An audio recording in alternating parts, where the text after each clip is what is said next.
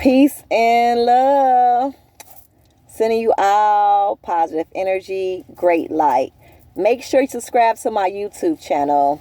You hit the like button and you leave me any comments or questions in my description below. Today I'm going to be talking about the earth grids, okay?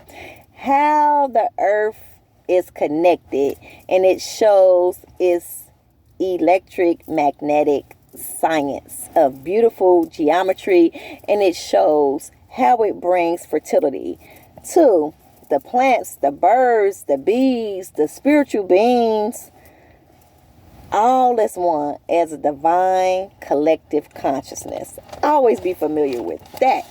So we have ley lines. What are ley lines? Ley lines are lines, and they are in the form of 4, okay? And they have to be straight, okay? But they can resonate throughout the region, no distance, okay? But they have to be in a straight line form, okay? So then we have the earth, okay? When we're dealing with the earth, we're dealing with 360 degrees round, okay? And it has an equator line, okay?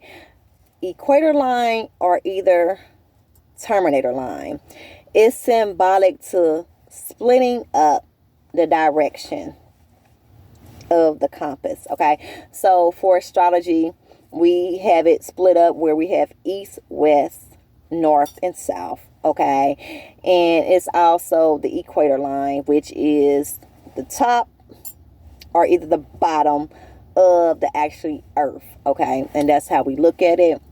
We also, when we're dealing with astrology, we're dealing with the characteristics of ourselves, also the characteristics of the collective consciousness, okay? I always say this all the time. If you hear me repeat this, it's because I am a vessel for the ancient ancestors, okay? If I need to repeat it 222 on the clock, it's so you all will have an understanding of it, so it will resonate, okay? Also, I am you just as well as you are me. I love you all. So when we're dealing with the energy of astrology, we just have the understanding of the earth, everything as a whole, and the knowledge. Once we get familiar with that, we're familiar with ourselves and a collective consciousness. So basically, the ancient ancestors, they track the stars, the moon, and the sun. And usually they did mainly they activities during the daytime, okay? Where they meditating and yoga, they navigating throughout the globe. You know, it was a higher level of consciousness during the daytime at 10 a.m. That's when the earth energy was the most powerful, around 10 a.m.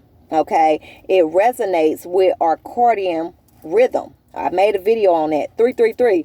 So our circadian rhythm displays how our body operates during the day, okay, and also the nighttime, okay? It's our biological clock, okay? Always be familiar with that. So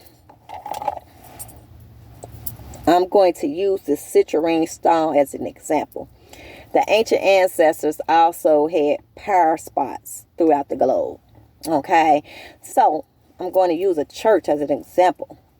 What they did was they found buildings and they connected energy that resonated together, okay? So they connected all the energy of certain buildings that they can get the energy channels resonating together.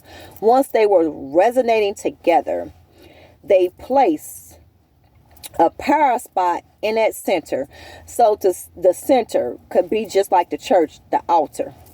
Once they placed that power spot in that center, they had energy that transmitted from that power spot, expanded out.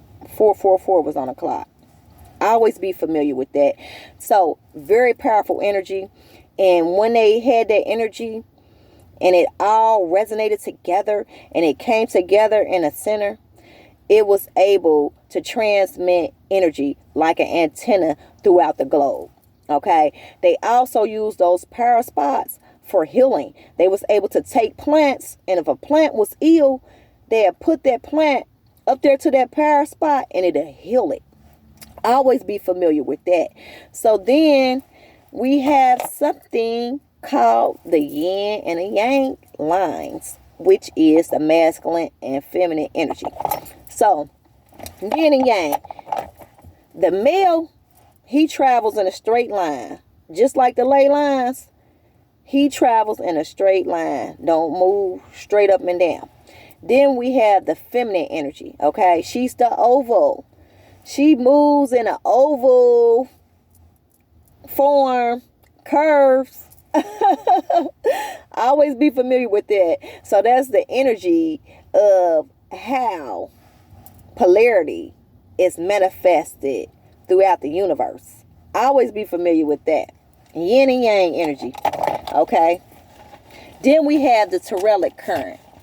Okay. When we're dealing with the Telluric current, it's symbolic to light and dark. Okay. So it describes the Telluric current is basically a line, and it moves based upon how the sun moves. So when the sun moves, it moves. So it describes when it moves and it's in a straight angle, it describes the daytime. Okay. So as the sun go down and it turns night, it relaxes and it describes the nighttime. So it's just like our circadian rhythm. Like how I said, in the daytime, high alertness, that's when the ancients navigated throughout the universe. Okay. During the daytime, our body cools down and get ready to go to sleep. Okay. And then it becomes night.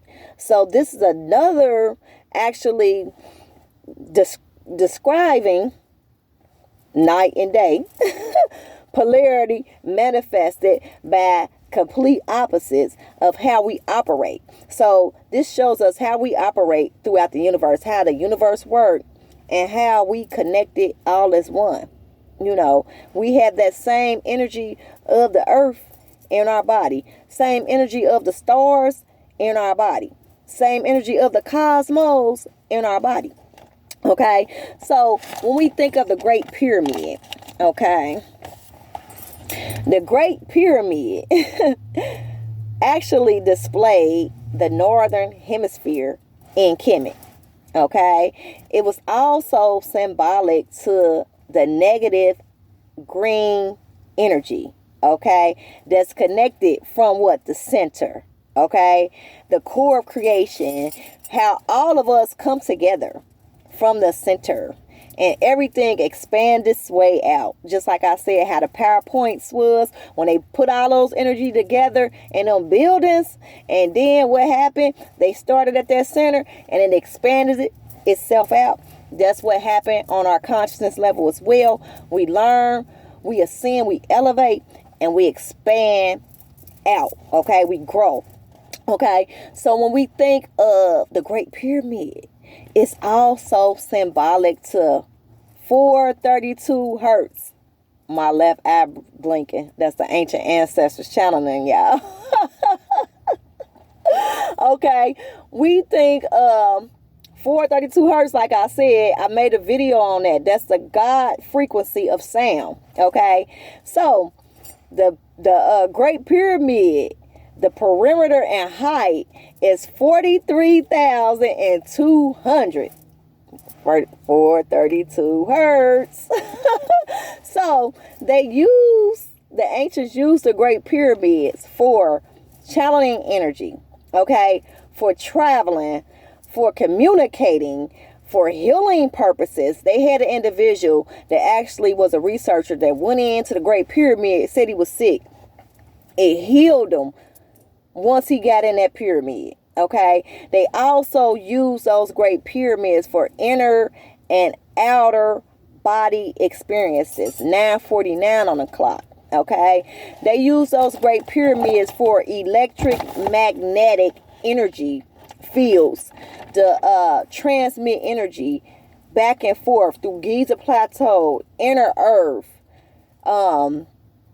Giza. You know, them was massive energy fields, but they was used throughout the globe. Okay, always be familiar with that. It was also used for reflection, so we would have the understanding what was above ground was also underground, as above so below, you know.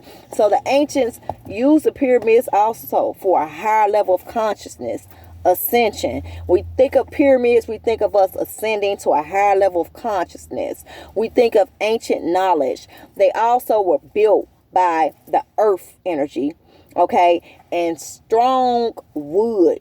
Not wood, stone, so they couldn't be broke. It couldn't be tore down, and it was also created by the extraterrestrials, the original serpent people.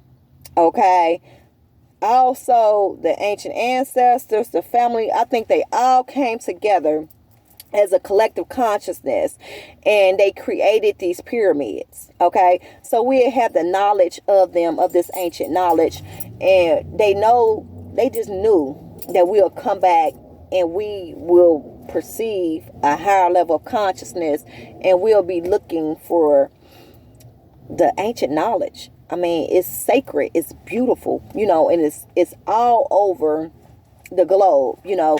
So when we think of these earth grids, we think of the powerful energy that it shows us all together as one.